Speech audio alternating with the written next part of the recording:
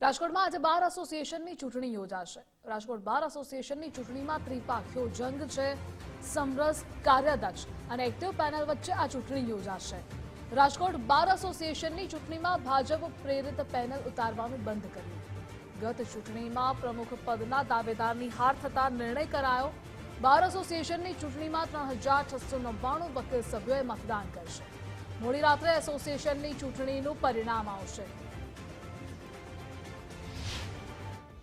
રાજકોટ બાર એસોસિએશનની આજે ચૂંટણી છે ને મતદાન છે તેની શરૂઆત થઈ ગઈ છે। ત્રિપાખીયો જંગ છે તે આ વખતે રાજકોટ બાર એસોસિએશનમાં જોવા મળશે। પરંતુ જો પ્રમુખ પદના દાવેદારીની વાત કરીએ તો 6 લોકો ઉમેદવાર છે તે ત્યાં છે। પૂર્વ પ્રમુખ જે બકુલભાઈ રાજાણી છે તેની સાથે વાત કરશું। તેઓ શું કહે? બકુલભાઈ, શું કહેશો? આ વખતે ત્રિપાખીયો જંગ અને પ્રમુખ પદના દાવેદારો 6 છે, શું કહો છો? ખાસ ત્રિપાખીયા જંગમાં અમારી એક્ટિવ પેનલ 100% બહુમતીથી જીતે છે। શું લાગે છે, શું કારણો? જે રીતના ગત ટ્રમ્પ ને આ ટ્રમ્પમાં શું કહો છો? ખાસ શું ફેરફારો થશે? શું અપેક્ષાઓ તમે વકીલોને આપી છે કે તમે ચૂંટાયા બાદ આ વસ્તુ થશે તે ફાઇનલ છે? પહેલાં તો સૌથી પહેલાં આજે હજી હું પ્રમુખ છું, એટલે આ બિલ્ડિંગ આવી ત્યારે અહીંયા કશું જ નહોતું। જૂની કોર્ટમાંથી 20 ખટારા, બધી ફાઇલો, કોર્ટના ડોક્યુમેન્ટ એ બધું જ અહીંયા લઈને શિફ્ટિંગ કર્યું। ત્યારબાદ વકીલોના ટેબલ હતા, ટેબલના પ્રશ્નો હલ કર્યો। ત્યાર પછી મુખ્ય ગેટ બંધ હતો, એ ડિસ્ટ્રિક્ટ જજ સાહેબને કહી અને મુખ્ય દરવાજો ખોલાવ્યો। હવે બાકીમાં તો એક એટીએમ છે, પોસ્ટ ઓફિસ છે અને મેડિકલ, આ 3 વસ્તુ બાકી છે। એ પણ અમને ફાળવેલી જગ્યા તો છે જ।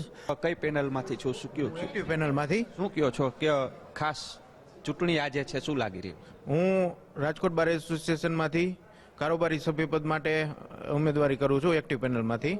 અને ખાસ જે કાકાના મેઇન મુદ્દા છે એમાં વકીલોને પ્રોટેક્શન કઈ રીતે આપવું, એડવોકેટ પ્રોટેક્શન કઈ લાગુ કરવો અને તમામ વકીલોનું હિત જળવાય એ રીતે કાકા 108ની જેમ કામ કરી રહ્યા છે અને તમામ વકીલોનું હિત જાળવે છે અને ખૂબ સરળ સ્વભાવના અને નિસ્વાર્થ ભાવે કામ કરી રહ્યા છે। બેન, શું કહેશો? જે ચૂંટણી આ છે અને ચૂંટણી એટલે એમ કહી શકાય કે વિધાનસભાની ચૂંટણી હોય એવો માહોલ આ વખતે? હા, બરાબર।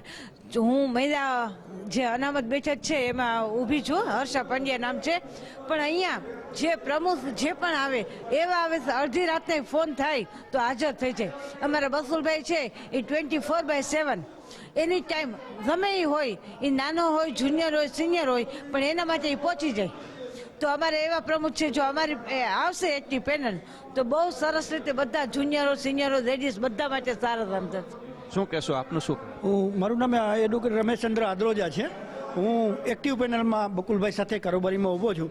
અમે જો અમારી પેનલ આવશે તો અમે એક્ટિવલી સૌથી પહેલો તો અમારો જે પોઈન્ટ છે એ કે જુનિયર વકીલોને સ્ટાઇપેન્ડ મળવું જોઈએ। પણ જો અમારી સમરસ પેનલ આવશે તો એ હાઈકોર્ટની બેન્ચ ખરેખર રાજકોટને મળે એના માટેના જે કંઈ પ્રયત્ન કરવા પડશે એ અમારી સમરસ પેનલ કરશે।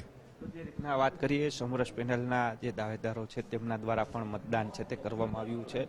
એટલે કહી શકાય કે જે રીતના સમરસ પેનલ જીત્યા બાદ સૌથી મોટો સવાલ છે તે છે હાઈકોર્ટની બેન્ચનો, અને તેને લઈને પણ જે કહી શકાય કે કોઈ પણ પેનલ આવે તેના માટે સૌથી મોટો સવાલ છે તે હાઈકોર્ટની બેન્ચનો છે અને તેના માટે કામગીરી છે તેઓના દ્વારા કરવામાં આવશે।